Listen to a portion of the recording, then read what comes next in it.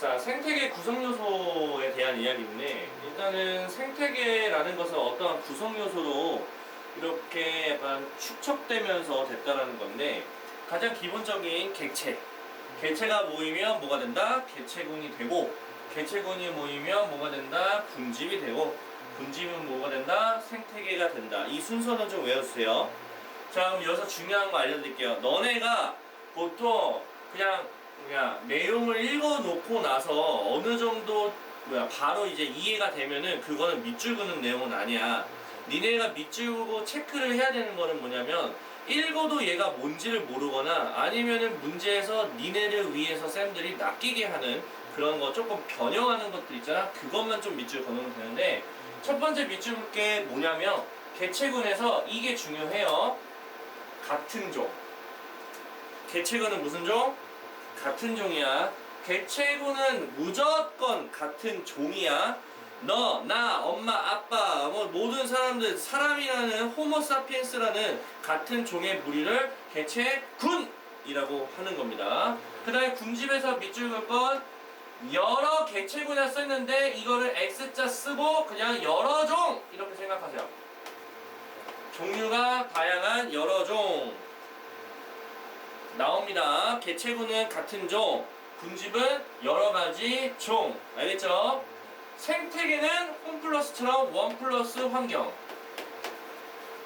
여태껏 배웠던 생물적인 부분에다가 환경까지 플러스 추가한 걸 합쳐서 생태계라고 한다.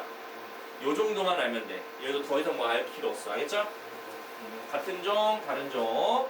자, 생태계 종류는요, 열대우림, 삼림, 초원, 갯벌, 사막, 연못, 공원, 어항까지도 생태계라고 합니다. 그래서 다양하다라는 거 밑줄 긋을 필요 없어요, 여기서는. 근데 이제 아시겠지만 어항이나 이런 공원이나 연못 같은 경우는 사람이 직접적으로 인위적으로 만든 거죠. 그런데 자연적으로 생긴 것도 있고 인공적으로 생긴 것도 있다. 그게 두 번째 줄에 대한 부분이라서 밑줄 긋을 필요가 없습니다. 뭔지는 아실 거니까. 자, 그렇다면 생태계 구성 요소 중에서 두 가지로 구분한다면 생물이면 생물적 요소, 요인, 그 다음에 생물이 아니면 비생물적 요인이 있습니다.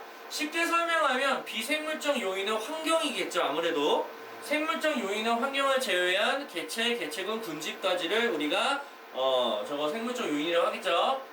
자, 생물적 요인은 세 가지로 구분합니다. 이거 반드시 외워두세요. 별거 없습니다. 생산자, 그걸 먹는 소비자, 그걸 분해하는 분해자, 이렇게 총 세 가지로 구분이 되는데, 생산자는 포도당인 유기물을 만드는 작업, 무슨 과정? 광합성 과정을 하면 우리가 그걸 생산자라고 합니다. 대체적으로 식물도 있겠지만 식물의 특징을 갖고 있는 플랑크톤도 마찬가지로 광합성을 하고 있습니다. 아시겠죠? 그래서 광합성에서 뭘 만든다? 유기물. 밑줄 그으세요. 니네가 생각보다 광합성에 대해서 이제 인색하게 잘 모르더라고요. 광합성은 이제 뭘 만든다? 유기물. 무슨 물? 유기물. 알겠죠? 소비자는 그렇게 만든 유기물을 드시면 돼요. 말 그대로 소비하는 거기 때문에. 자, 그러면 얘는 동물 플랑크톤이 되겠죠? 잡아 먹을 수가 있을 테니까. 근데 분해자는요, 분해하는 거야. 자, 이거 여기다가 이렇게 적을게요. 먹는 개념 아닙니다. 써놓으세요. 자, 분해자는 절대 먹는 개념 아닙니다. 먹는 개념에 들어갈 수가 없습니다. 쟤네는 분해한다는 개념이지 먹는 개념이 아닙니다. 아시겠죠? 자, 거다가 한 번 더 화살표 적어주고, 얘네는 유기물을 분해해서 뭐로 만들어? 무기물로 만드는 녀석입니다. 굉장히 인색한 단어죠? 꼭 알아두셔야 됩니다.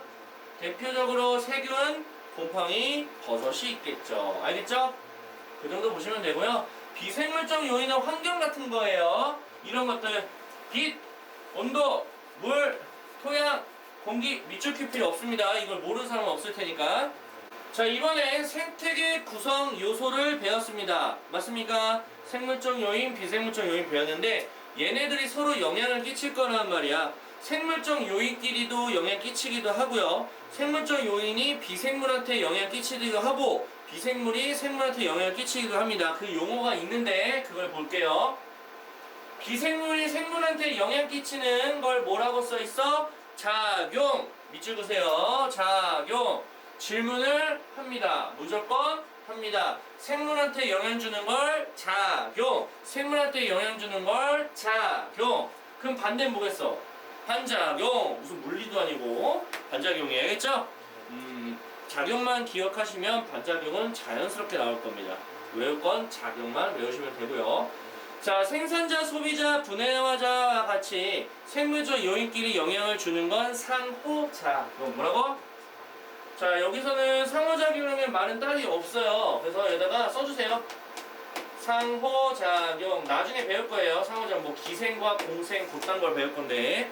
상호작용. 써주세요. 자, 그러면 작용이라는 예시와 반작용이라는 예시와 상호작용이라는 예시를 글을 보고 판단하면 되는데 이거 마치 어떤 느낌이냐면 우리 각 5건 있죠? 수건, 뭐 직건 서로 영향 주는 거 찾는 거 했었잖아. 똑같아. 토양의 양분이 풍부하면 식물이 잘 자란다. 비생물이 생물한테 작용. 가을의 기온이 낮아지면 은행나무 잎이 노랗게 변한다. 비생물이 생물한테 작용. 알죠? 다음, 식물의 광합성으로 공기가 바뀐다. 생물이 비생물 반작용. 낙엽이 쌓여 분해되면 토, 양이 비옥해진다. 생물이 비생물한테 반작용. 지렁이가 흙 속을 돌아다녀서 토양의 통기성을 높인다. 생물이 비생물 반작용. 어려워? 풀이 무생해서 토끼가 개체수가 증가했다. 생물과 생물과에 대한 이야기. 상호작용. 자, 1번 볼게요. 같은 시험에서는 여러 개체군이 모이면 군집이 된다. 거의 뭐 끝말이 있기 아니야? 군집. 야, 지금 재미없어. 생산자는 광합성 하는 애. 펴. 뚱뚱. 오케이. 수. 굿. 됐죠? 소비자 잡아드세요. 뱀. 잡아먹고요. 색은 아니야. 참새, 메뚜기 아니고 호랑이. 끝났죠? 분해자는 세균, 버섯, 곰팡이. 끝났고 나머진 다 비생물. 알겠죠? 자, 기억, 니은, 디귿. 자, 우리는 생물의 영양주들. 작용, 반대네, 반작용, 상호작용. 낙엽, 생물, 토양, 비생물. 장난치는 것도 아니고 니은, 토양, 식물. 반작용이 되겠고 기온이 낮아지면 은행나무 영양 준다. 지렁이가 어떻게 했어? 토양을 좋게 만들었어. 메뚜기 때문에 개구리 상호작용. 끝.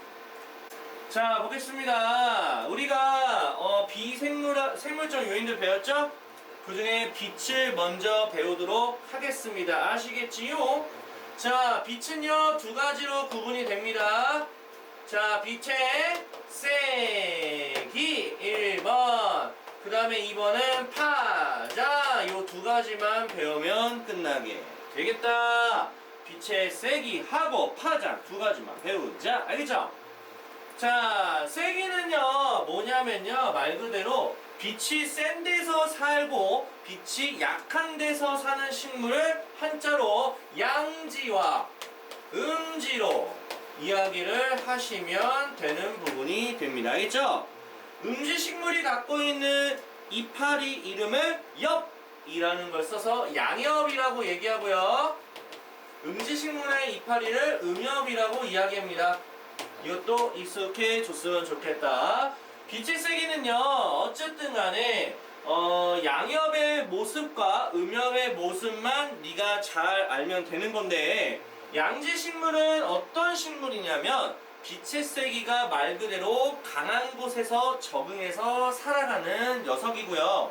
음지식물은 빛의 세기가 별로 없지만도 그냥 적응해서 잘 살아가고 있는 식물이 되겠다.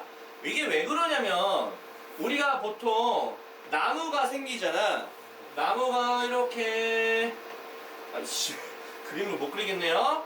그냥 나무가 이렇게 생긴다고 칩시다. 알겠죠?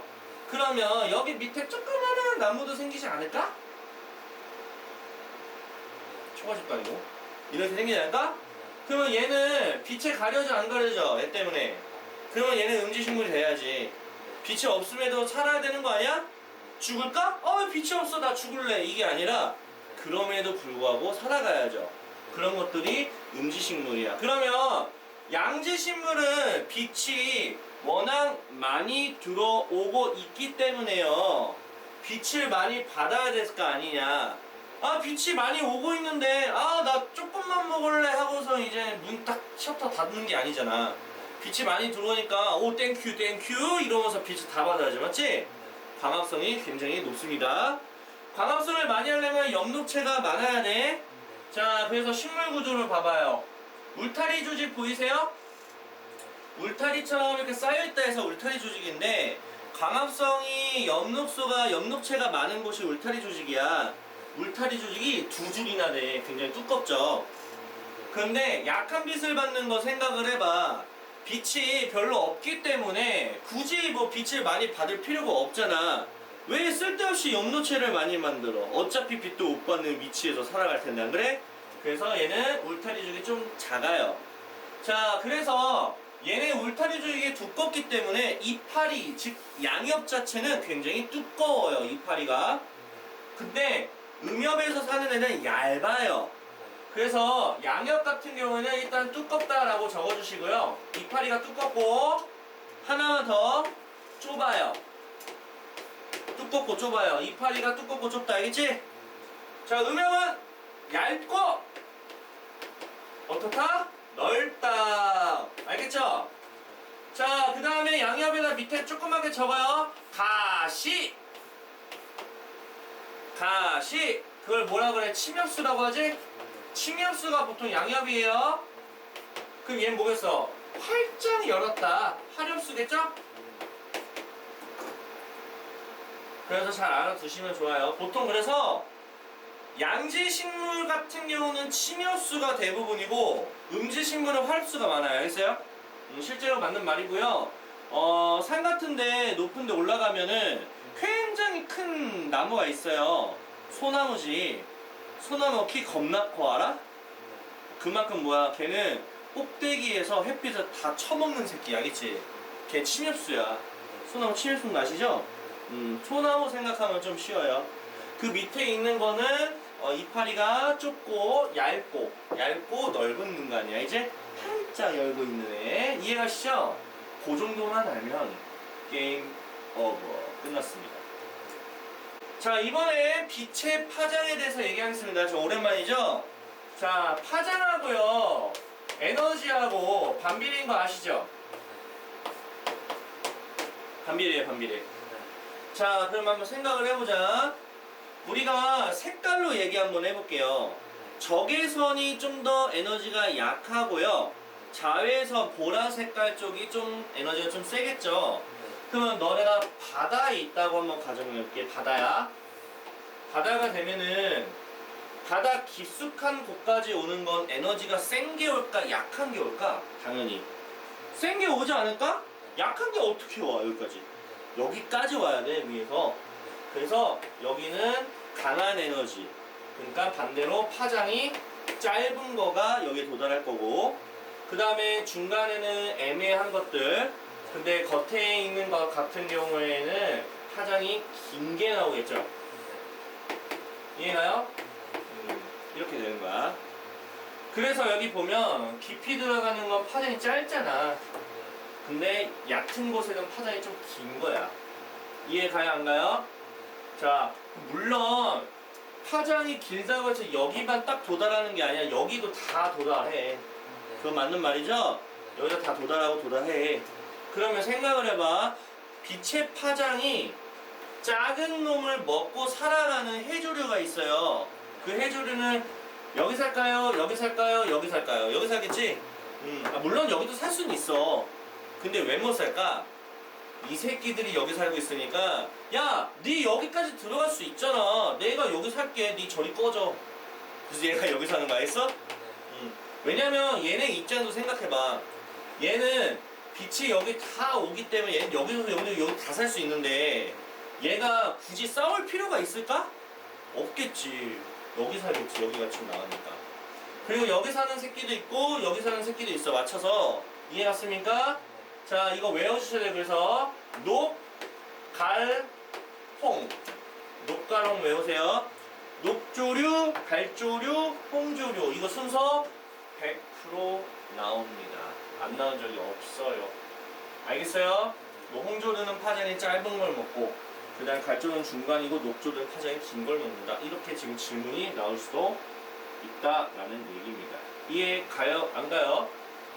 자, 여기까지 들어왔다는 얘기는 투가도가 크다는 얘기야. 뭐가 크다고? 투가도가 크다. 파전이 짧으면 뭐가 크다? 투가도가 크다. 이해 갔어요? 요 정도만 외워주면 된다. 이게 뭐냐면 빛의 파장에 따라서 생물 자체가 살아가는데 영향을 준다. 다 작용이죠, 말 그대로. 자, 이번에 1조 시간에 대해서 얘기할게요. 1조 시간은 쉽게 설명하면 그거야. 빛이 떠있는 시간. 뭐라고? 빛이 떠있는 시간을 1조 시간이라 할 거야. 우리 하루 몇 시간이야? 24시간이 모자라. 자, 24시간이야. 자, 이게 절반이 12시간 맞습니까? 이게 12시간 맞아? 이게 낮 시간, 이게 밤 시간이야, 원래는. 근데 낮 시간이 이렇게 하면 길어질 수도 있고 이렇게 하면 낮 시간이 짧아질 수도 있어요. 그 시간에 따라 생물에 어떤 영향을 받는다면 우리가 그게 1조 시간과 생물한테 영향을 준다라는 거죠. 자, 뭐에 영향을 주냐면요, 동물이 짝짓기 하거나 동물이 어떠한 행동하거나 식물이 꽃이 필지 말지에 영향을 줍니다. 이해 갔어요? 자, 예를 들어서 꾀과리나 종달새는 1조 시간이 언제 길어지는, 언제 번식? 봄에 번식해. 자, 우리는 봄, 여름, 가을, 겨울이 빙글빙글 돌고 있습니다. 맞습니까? 자, 이렇게 순서대로 빙글빙글 돌잖아. 1조 시간이 길어지는 거가 어디냐면 길어지는 게 이쪽 라인이야. 짧아지는 거 어느 라인이야? 이쪽 라인이야. 이거 두 개는 구분 안 해. 그래서 이거는 1조 시간이 길어지는 라인, 1조 시간이 짧아지는 라인이다. 이해갔어요? 그래서 1조 시간이 길어진다고 했기 때문에 우리가 겨울에서 봄으로 넘어가는 언제 번식? 봄에 번식한다. 이렇게 얘기를 하는 거예요. 알겠어요? 송어하고 노루는 1조 시간이 언제? 짧아지는 가을에 짝짓기를 한대요. 그래서 여름에서 가을로 짧아지는. 여기 안 물어봐. 알겠어? 이거 같은 그룹으로 생각을 하시면 좀 편해요. 괜찮나요? 자, 근데 곤충은요, 늦여름과 가을에 1조 시간이 짧아지게 되면 겨울잠을 잔대요. 근데 이건 너무 당연한 거잖아. 겨울잠 자는 거는 겨울에 자는 건데 1조 시간이 짧아지겠지? 그때 자고요. 봄에는 일어나겠지? 그때는 번식하는 거예요. 자, 그 다음에 붓꽃 있죠? 자, 이제 꽃이 피는 거 할 거예요. 앞에서는 뭐 동물들 했잖아요. 네가 만약에 어떤 잡아먹는 동물이다 그러면 그때가 제철이라고 하는 거야. 그래서 송어 제철 가을이고요. 그 다음에 가을이 대부분 제철이 많아. 번식을 많이 하거든. 뭐가 있을까? 대하 축제 하잖아, 맞지? 대하 새우 알지? 새우도 가을에 제철이에요. 이제 걔네들이 왜 그때가 번식을 하고 좋은 거냐면, 번식을 한다는 얘기는 알을 까고 있다, 알을 품고 있다는 얘기지. 알을 품고 있으면은 어때? 살이 통통하겠지. 알도 있고 영양분이 많을까 적을까? 많겠지. 그때 먹어야 인간한테 좋은 거지. 영양분이 없어서 비실비실한데 먹을까? 많아야 먹겠지. 좋지. 알겠지? 그래서 제철이라고 하는 거예요. 자, 꽃에 대해서는 꽃이 피는 걸 얘기할 건데, 붓꽃은 언제 펴? 그냥 여름이라고 보지 말고 봄에 핀다 생각해. 왜? 그게 낫지. 다 여름까지 외워. 봄에 펴. 붓꽃은 언제 핀다? 봄에 핀다. 얘는 그 뭐냐 일조 시간이 길어질 때 핍니다. 이해갔어요? 길어진다는 얘기는 낮 시간이 12시간보다 좀 넣으면 됩니다. 알죠? 외우란 얘기야. 꽃도 나와. 미쳐버리겠지? 꽃도 나와요. 꽃도. 내가 제일 싫어하는 거야. 꽃, 나 모르겠어. 붓꽃은 봄에 꽃이 피고요. 근데 코스모스는 밑줄 글 필요 없다. 너 코스모스 언제 핀지 알아 몰라? 아 몰라? 그럼 밑줄 그세요. 아 모르면 밑줄 그으셔야죠. 아야 나 아는 줄 알았는데. 코스모스는 그거 다 알아야지. 기본이잖아. 코스모스 뭔지 아세요? 설명을 못하겠죠? 아는 것 같은데. 이 뭐 어떻게 설명해야 돼? 그 색깔도 어떻게 설명해? 모습도. 아 있어. 뭐 한번 네이버 찾아보시면 있어. 내가 다 그림을 못 그리겠어요. 무슨 이게 야, 있어. 하여튼 그렇게 해서 우리가 장애식물과 단일식물로 구분할 건데 장자는 한자로 길장이고 단자는 짧은단이야. 그래서 장일이란 얘기는 길다. 낮 시간이 길다. 낮 시간이 12시간이 넘을 때 꽃을 핀다. 오케이? 1초 시간이 길게 꽃을 피는 거. 그 누가? 붓꽃. 방금 외우라고 했던 거 있지? 그 다음에 시금치 같은 것들이 봄쯤에 나옵니다. 단일은 코스모스, 국화, 나팔꽃. 근데 웃긴 게 장례식장 가면 국화꽃이 봄, 여름, 가을 항상 있잖아. 이게 왜 가능하냐면 빛의 양 인간이 인위적으로 조절할 수 있어. 비닐하우스 해놓고서 그거에 따라 가지고 맞춰주는 거야. 이해하세요? 그래서 이런 게 많이 나와. 낮 시간이 12시간 넘었지. 근데 개화했어 안 했어?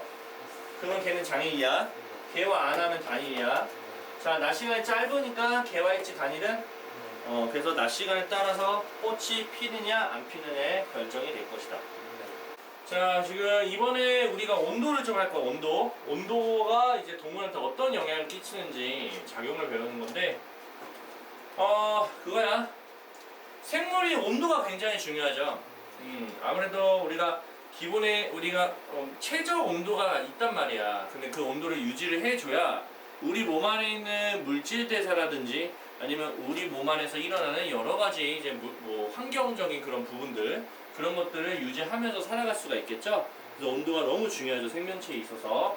자, 동물과 식물로 나눌 건데 동물의 적응을 먼저 보겠습니다. 정말 당연한 건데 우리가 겨울잠을 자는 친구들이 있어요. 뭐 개구리도 자고 곰, 박쥐, 다람쥐가 겨울에는 겨울잠을 잡니다. 아시겠죠? 이해하시죠? 자, 그 다음에 기러기와 같은 철새 같은 경우에는요 따뜻한 나라를 찾아 떠날 수가 있는 날개가 있기 때문에 우리 나라별로 봤을 때 굉장히 따뜻한 철새가 살아가기 좋은 날씨다 그러면 철새는 그 기후에 맞춰서 원하는 대로 날아갈 수가 있습니다. 그래서 우리는 철새가 이제 계절에 따라 적합한 온도를 찾아서 떠난다라는 거. 카멜레온도 좀 알았으면 좋겠습니다. 카멜레온 같은 경우에도 색깔이 바뀌어요. 온도가 높을 때하고 온도가 낮을 때 어떻게 색깔이 바뀌냐면 온도가 높으면 어때요? 열을 좀 방출해야 되겠죠. 그렇기 때문에 반사를 시키는 몸의 색깔이 밝아집니다. 좀 밝아져서 반사시키는 거야. 열을 방출합니다. 온도가 낮아지면은 몸 색깔이 좀 어두워져서 열을 흡수한다는 것도 좀 알고 계시면 좋을 것 같아요. 검정색이 좀 열을 흡수하죠. 그래서 여름에 검정 색깔 옷 입으면 굉장히 더워요. 알죠? 자, 그 다음에 추운 지방에 살았을 때는 털이나 깃털이 발달되어 있기도 합니다. 알겠죠? 그 다음에 굉장히 두꺼운 지방층이 있게 되면은 우리가 열을 좀 보존하기도 좋겠죠. 그래서 살찐 사람이 몸에 열이 좀 많은 편입니다. 내장 지방이 많으면 몸에 열이 굉장히 많아요. 조금만 움직여도 땀이 많이 납니다. 실제 뚱뚱한 사람들이 그렇죠. 자, 이제 중요한 거죠. 여우에 대한 이야기가 진짜 많이 나오는데 여우는 두 가지만 기억하세요. 말단 부분, 어느 부분? 말단 부분 기억하시고요. 그 다음에 몸집에 대한 이야기도 한번 얘기를 해보자. 자, 말단 부분은 그렇게 생각하세요. 열을 방출하는 곳이다. 열을 뭐 하는 곳? 방출하는 곳이다. 그래서 말단이 굉장히 크게 발달했다면 열을 방출을 굉장히 잘할 거예요. 근데 말단이 발달 잘 하지 않았다. 말단이 좀 부위가 좀 작다. 그러면 열을 방출하지 않는 환경적인 요인이 되겠다. 자, 그럼 말단이 발달한다는 얘기는 열을 방출해야 되는 환경이란 얘기죠. 열이 너무 많은 뜨거운 여름인, 즉 온도가 높은 상태에서는요, 아무래도 열을 방출을 많이 해야 되기 때문에 말단 부분이 크다라고 보시면 됩니다. 귀 같은 경우가 그래요. 그래서 북극여우는 귀가 좀 작아요. 열을 방출하면 안 되니까. 근데 사막여우 봐봐. 거의 무슨 도깨비죠, 도깨비. 여기서 열이 막 미친 듯이 나온다 보시면. 몸집은 쉽게 설명하면 지방이야. 뚱뚱한 사람은 지방이 많죠? 그래서 북극여우는 살이 좀 쪄 있습니다. 지방이 좀 많다는 얘기죠. 그래서 사막여우는 말라 비틀어져 있어요. 그렇게 보시면 돼요. 자, 이번엔 동물을 했으니까 뭐 해야겠어? 당연히 식물을 해야겠죠. 자, 식물의 적응은, 식물 같은 경우에는 우리가 뭐 움직일 수가 있는 상황이 아니라서 얘네는 무슨 방법으로 하냐면 뭐 구조가 좀 바뀐다 보시면 돼요. 자, 온도가 낮은 곳에서 사는 이런 식물의 적응 중에 털송이풀이라는 게 있습니다. 얘는 털이 있어, 털. 털이 있으니까 체온이 낮아지는 건 맞겠죠? 그 다음에 중요한 게 낙엽수랑 상록수 비교 분석하겠습니다. 자, 상록수는 사계절 내내 이파리를 달고 있고요. 낙엽수는 이파리를 좀 떨어뜨려요. 이해갔어요? 근데 기온이 좀 낮아지게 되면 단풍이 들어서 낙엽이 떨어지겠죠. 온도에 따라서는 달라집니다. 알겠죠? 자, 상록수는요, 얘는 잎에 무슨 층? 큐티클층이 두꺼워져서 잎을 떨어뜨리지 않고 겨울을 난다. 이게 참 웃겨요. 이거 개념이. 낙엽수는 이파리를 왜 떨어뜨리고 상록수는 이파리를 떨어뜨리는 대신에 큐티클층에 있는 이유를 설명할게요. 자, 일단은 착각하면 안 되기 때문에 한 가지만 말씀드리고 설명드릴게요. 낙엽수랑 상록수가 어쨌든 온도 때문에 저런 현상이 일어나는 거야. 낙엽수하고 저런 큐티클층은요, 온도 때문에 저런 현상이 일어나는 겁니다. 알겠죠? 근데 보존하고자 하는 건 똑같아.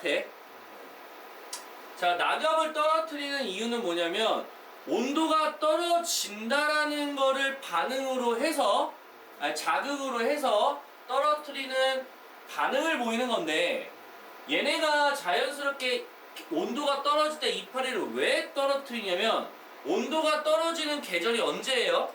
여름에서 가을로 넘어갈 때죠. 맞잖아. 가을에 온도 떨어지는 거 아니야?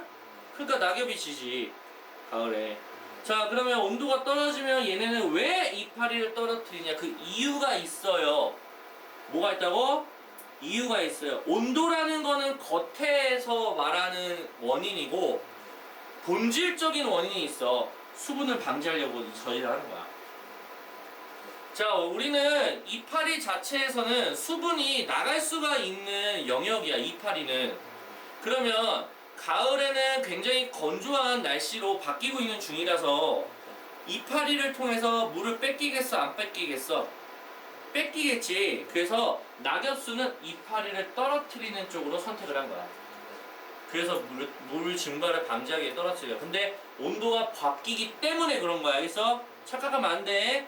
나중에 뒤에 물이라는 환경 요인하고 관련지어서 할 건데 물 때문에가 아니라 온도 때문에, 온도가 바뀌는 걸 자극으로 해서 떨어뜨리기 때문에 기온이 낮아지면 낙엽이 진다라고 해주셔야 되는 거야. 본질적인 원인은 물이겠지만, 알겠어? 근데 그거에 대해서 질문을 안 할 거니까 조심하고 가셔야 된다고 내가 얘기하는 거야. 왜냐면 큐티클층이 나와 있기 때문에 그래. 야, 온도가 떨어진다고 큐티클층이 두꺼우니까 잎을 떨어뜨리지 않는다? 이상하잖아. 야, 큐티클층이 두껍다고 이파리를 못 떨어뜨리는 건 아니거든? 저 큐티클층이 이파리에 줄기에 붙어있는 부분이 큐티클로 보호가 돼가지고 떨어지지 못하게 끈적끈적하게 만든다, 그게 아니라 잎 부분이야. 잎의 부분에 큐티클층이 이렇게 딱 보호하게 해. 왜? 물을 증발 방지하기 위해서. 알겠어? 근데 어쨌든 얘네들은 전부 다 기온이 낮아지면 일어나는 현상이다 라고 보셔야 돼요. 반드시 까먹으면 안 됩니다. 자, 이번에 물을 하겠습니다. 자, 물은요, 동물 같은 경우에는요, 두 가지야. 수분 증발, 방지, 수분 증발, 최소화. 방지와 최소화는 완전 달라. 다시 말합니다. 방지와 최소화는 완전 다르다. 방지는 수분이 못 날아가게 아예 막아버리는 거고, 수분 손실 최소화는 뭐냐면 수분이 증발하기는 하지만 조금이라도 덜 나가게 한다는 얘기야. 차이가 있어. 곤충은 증발 방지야. 키틴질이나 이런 큐티클충에 돼 있어서 수분이 나가지 못해요. 알겠어요? 그 다음에 파충류는 비늘이 중요하겠고요. 그 다음에 알 같은 경우는 딱딱한 껍데기니까 못 날아갑니다. 아예 방지하는 거죠. 수분 증발 수분 손실 최소화는 뭐냐면 야, 오줌을 싸면 물이 나가 안 나가? 나가지. 오줌에 대한 이야기야. 더운 지방에 사는 낙타같이 더운 지방에 사는 애들을 오줌은 싸야 될 거 아니야? 안 싸겠어? 싸긴 해야지. 그러니까 수분이 나가긴 하지만 그나마 수분을 좀 보존하는 게 어떨까 해서 채소가 들어가는 거야. 그래서 낙타는 땀을 잘 흘리지 않는데 땀을 안 흘린다는 얘기야? 땀을 흘리긴 하지만 덜 흘린다는 얘기야? 덜 흘린다는 얘기야. 그렇게 해서 수분을 줄이는 거야. 나가긴 하잖아. 안 나가겠어? 나가겠지. 아니, 아예 얘네처럼 아예 못 나가진 않는다고. 그 다음에 사막에 사는 포유류든 인간이든 다 똑같아. 여름이거나 사막에 사는 포유류 같은 경우에는 어쨌든 온도가 뜨거운 상황이잖아. 맞습니까? 그러면 물이 오줌을 싸야 돼. 싸긴 싸야 돼. 그러면 최대한 나가고자 하는 물은 재흡수하는 게 좋아요. 자, 오줌으로 나가는 물이 조금 덜 나가면 노폐물은 양이 똑같거든? 거기에 녹아있는 물의 양이 적어지는 거야. 농축되는 거지. 그래서 무슨 오줌? 진한 오줌을 싼단 말이야. 그러니까 물을 최대한 오줌에 섞어서 같이 내보내는 게 아니라, 야, 오줌 중에서 찌꺼기만 내보내는 게 내 목적이잖아. 근데 나 지금 물 필요하단 말이야. 그러니까 지금 찌꺼기에 녹아있는 물 중에서 필요한 만큼의 물은 재흡수하래. 나가 필요하니까. 그러니까 진해져 안 진해져? 진해져. 그래서 여름이 되면 사람의 오줌이 좀 노란색이야. 진해서 그래. 그 찌린내가 좀 많이 심해요. 근데 겨울이 되면 흰 오줌이 많아. 조금 연한 오줌이 많다라고 보시면 돼요. 실제로 여름이 그래서 찌린내가 심한 거야. 알겠어요? 그렇게 보시면 돼요. 그래서 방지와 최소화는 좀 다르다. 알겠죠? 자, 식물 같은 경우에는 본인들이 살아가고 있는 게 물이 있냐 없냐, 물이 있냐 없냐, 조금 덜 있냐 뭐 이런 얘기인데, 육상이 그 중간 정도 될 거고요. 물이고요. 그 다음에 이거예요. 건생, 건조한 데 살면 건생, 물 있는 데 살면 수생, 육상에 살면 육상. 자, 여기서 포인트가 뭐냐면 뿌리야. 뿌리. 뭐라고? 뿌리. 자, 식물이 뿌리를 갖고 있는데 뿌리가 무슨 역할을 할까요? 바닥에 지탱해서 지탱하는 역할도 해요. 지탱. 그 약간 그런 말 있잖아. 뿌리 깊은 나무 아니면은 뿌리가 깊은 가문 이렇게 말하지 않냐? 약간 뿌리가 깊다라는 얘기는 굉장히 지지가 잘 된다는 얘기야. 외부에서 어떤 압력이 들어와도 절대 흔들리지 않는다는 얘기가 문학적으로 봤을 때 뿌리가 깊다, 뿌리가 깊은 가문 이렇게 말하는 게 절대 흔들리지 않는 가문이다. 우직하다 이 뜻이야. 그래서 육상 같은 경우에는 우직하게 서 있어야 되는 상황이니까 뿌리가 굉장히 잘 발달되어 있습니다. 건조한 지역도 당연히 발달되어 있겠죠. 그런데 수생, 물에서 사는 애들은 굳이 발달될 필요가 없어. 왜? 물은 흐르잖아, 맞지? 그러니까 얘네들은 굳이 우직하게 있을 필요가 없어. 자연스럽게 뿌리가 없어도 알아서 이렇게 둥둥 떠다니거나 이렇게 물의 흐름에 맞춰가지고 있을 수가 있기 때문에 수생식물들은 뿌리가 발달되어 있지 않습니다. 줄기도 없어요. 그래서 이해했어요? 대신에 중요한 거 뭐냐면 수생식물은 요거 밑줄 보세요. 통기 조직이 발달되어 있고요. 건조한 지역은 저수 조직이 발달되었다. 요 정도는 밑줄 그어주세요. 통기 조직은 말 그대로 공기가 통하는 조직이라고 보시면 돼요. 얘네는 물 위에 둥둥 떠 있잖아요. 그게 통기 조직이라는 것 때문에 떠 있다라고 보시면 되고요. 건조한 지역에 살고 있는 건생은요, 저수 조직, 물을 이렇게 응축하고 있는 약간 물주머니 같은 게 있거든요. 그게 저수 조직이래요. 선인장이 그래요. 선지자처럼 물 장난 아니게 나와 있어. 자, 토양과 생물인데요. 토양에서는 첫 번째 너무 당연한 거야. 자, 토양 안에는 생물이 있을까 없을까? 깊숙한 곳에 당연히 있겠지. 그럼 생물들이 산소를 필요하지 않을까? 그럼 생각해봐. 땅 속에는 산소가 잘 통해야 될 거 아니야. 땅 속에 생물도 되게 많잖아. 미생물도 있고 세균도 있고 하는데, 그러면 땅 속에 산소가 공기가 다 들어가려면 구멍이 좀 존재해야 돼. 그걸 우리가 통기성이 좋다라고 말을 합니다. 그럼 구멍을 막 파고 들어가고 왔다 갔다 하는 애들이 좀 필요하겠죠? 그게 지렁이고 그게 두더지고 그게 개미야. 알겠어? 그래서 얘네가 땅을 파야지만 그 땅 속에 있는 미생물들이 산소를 많이 공급을 받을 수가 있어요. 지렁이하고 얘네들은 굉장히 좋은 친구겠죠? 자, 두 번째, 말 그대로 미생물들은 분해자기 때문에 여기 토양에 있는 모든 유기물들이 있다면 그걸 무기물로 다시 돌려내겠죠? 그 정도 알고 계시면 되고요. 그 다음에 이거는 별표 치세요. 나옵니다. 호기성, 현기성. 자, 호기성하고 현기성이 뭔지만 알았으면 좋겠습니다. 알겠죠? 자, 여기 주인공은 산소야. 주인공은 누구라고? 산소라고 했어. 자, 산소 있죠? 자, 산소를 이용하는 녀석이 호기성이고요. 산소를 이용하지 않는 녀석이 현기성이야. 보통 우리가 산소를 하면 공기라고 보시면 되는데, 공기를 마시면서 이제 산소 있죠? 산소를 마시면서 살아가는 게 현기성. 산소를 마시지 않아도 살아갈 수 있는 게 현기성. 그러면 실질적으로 이게 땅이라고 생각을 한다면 내가 땅을 2층 만들게요. 1층, 2층. 호기성은 여기 살겠죠? 현기성은 여기 살겠죠? 왜 현기성이 깊숙한 곳에 살까요? 얘는 굳이 산소가 없어도 살 수 있거든요. 그럼 호기성은 왜 표면에 살까요? 산소가 많이 필요할 거니까요. 그래서 표면에는 호기성이 살고요. 그 다음에 깊은 곳에는 누가 살아? 현기성이 산다라는 거 꼭 알고 계셨으면 좋겠습니다. 자, 공기 볼게요. 공기는 이거 알았으면 좋겠어. 적혈구 이야기 알았으면 좋겠어. 자, 적혈구가 산소를 딱 운반해주는 녀석인 건 아시죠? 적혈구가 많이 있으면 조금밖에 없는 산소여도 굉장히 이동을 잘 해주지 않을까요? 그러면 높은, 즉 고산지대에 살고 있는 사람들은요, 산소가 부족한 환경에서 살고 있는 거야. 그러면 효율적으로 산소를 운반을 해주는 조건이 돼야 돼, 몸 자체가. 그래서 고산지대에 사는 사람들은 적혈구 양이 많아요, 기본적으로. 우리보다 훨씬 많아. 그렇기 때문에 운동선수들이 산속 올라가서 훈련하는 게 그래서 그래요. 적혈구가 많은 게 운동선수 입장에서 좋지 않을까요? 산소를 많이 운반을 하기 때문에 에너지를 폭발적으로 증가시킬 수 있기 때문에 훨씬 더 좋아요. 폐활량도 좋아지고요. 그래서 등산 많이 다니라고 하는 거예요. 그런 이야기예요. 알겠죠?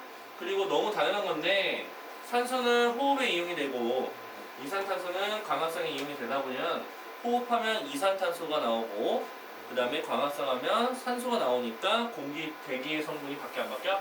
바뀔 수 있다. 그 다음에 나무는요 세균으로부터 보호를 해야 되잖아. 세균을 죽이는 살균제를 뿌려요. 나무가 직접 만들어요. 그 과정에서 공기 성분이 바뀌기도 합니다. 알겠죠? 자, 먼저 볼게요. 자, 영양 환경용에 쓰라는 얘기죠? 키틴질 보자마자 물이겠죠? 자, 봄의 번식, 가을의 번식은 뭐겠어요? 빛이죠? 장애식물, 단위식물이니까, 맞죠? 자, 변온동물 온도겠죠? 자, 평지, 고산 하는 순간 공기죠? 너무 쉽게. 2번 갈게요. 강한 빛은 그만큼 수용을 많이 해야 돼. 두꺼워야 된다 그랬지? 그래서 나가야 되겠다. 알겠죠?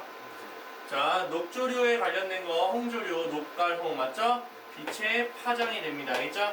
세게 아니에요. 너네 세기로 착각하는 애들 되게 많아. 생각보다 미쳐버릴 것 같아. 아니야, 세기네. 알겠지? 자, 내가 어쨌든 본질적인 의미는 물 때문에 그렇다고 했지만 어쨌든 자극이 되는 건 온도라고, 온도 변화를 얘네가 체크하는 거야. 알겠어? 그러니까 이거 온도라고 해줘야 돼. 물 하면 안 돼. 자, 통기조직, 그 다음에 저수조직 하는 순간 물이 풍부하다? 그러면 저수는 필요 없잖아. 물이 많은데 굳이 물을 왜 보관을 하고 있어? 통기겠죠? 가가 되겠다. 가정에서 풍부해서 그냥 식물을 쓰세요? 그냥 이거 같아요. 알겠죠?